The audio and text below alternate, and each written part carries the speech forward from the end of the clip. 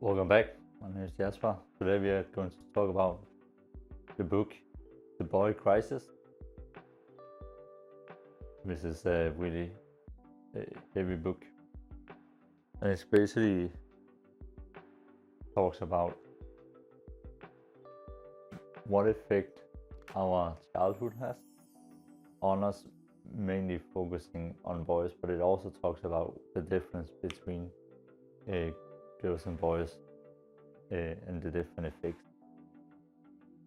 Because the book actually meant for you who is as a parent, especially when you're in a situation if you're getting divorced, and this is based on more like American statistics that if you're as a child, especially if you're a boy, you're 4 times more likely to end up in this situation. But it is actually quite scary that if you're divorced or your parents are divorced, then in most cases, majority of cases, is the woman who will get the parenthood over the children.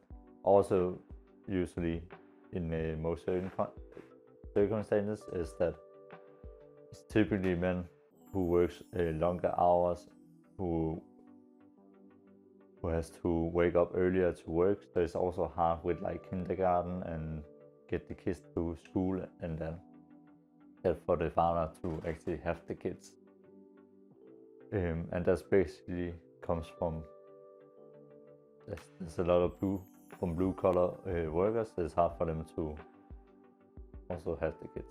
So that's also the reasoning behind it. But with that said, he actually dived into that you have actually this like higher risk for getting into doing drugs, being alcoholic, do crimes, and also just be homeless, as it all comes down to the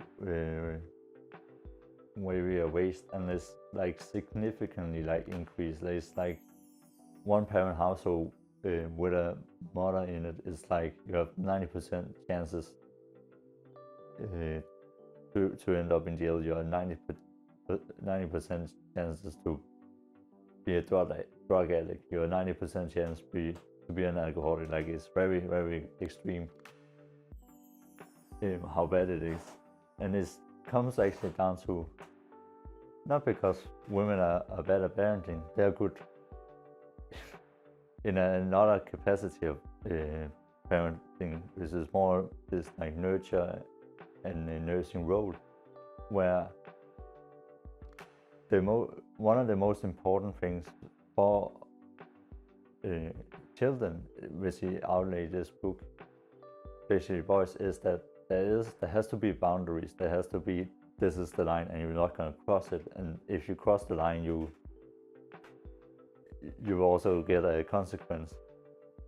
And you can imagine if you have 2 kids, maybe 3 kids, and you have worked the whole day, like it's very difficult to in the evening try to get them to bed and the kids to bed, and then they try to force something through, and they just continue, because kids are very smart. They also will learn at some point, like you will just give in, and that's what they do. So they just continue and continue and continue until you give in. And that's what you see, that in general, what he has found out in this research is that women tend to give quicker in than adapt, where it's just like, no, how it is. So this create like a society where that he outlines it, that we have a lot of boys who don't have any boundaries set for them. They're out of control. They don't have any purpose in their life, and they are very confused because they are also they're grown up in this very feminine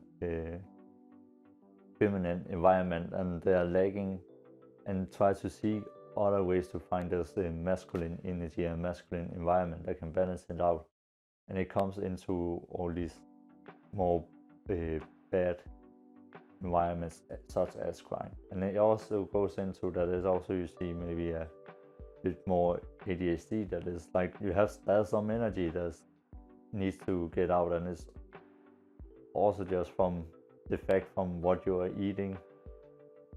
Can be even down to what you're eating from when you're pregnant, that can set up the kids, and he come into different solutions. Also that listen to, for example, jazz music in a warm bath and so on. It can help reduce your dopamine levels, and it's a very fascinating book, especially for it.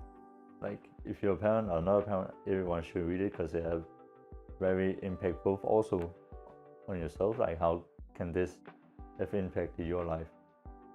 And it's very very scientific and a heavy book in that sense, because there's a lot of stats, but it's a really like good one to set thing in perspective. So what does it is important. We need limitation. We need boundaries to function properly. Otherwise, we'll get out of hand. And it's important that we have a balance of both feminine and masculine energy in our lives.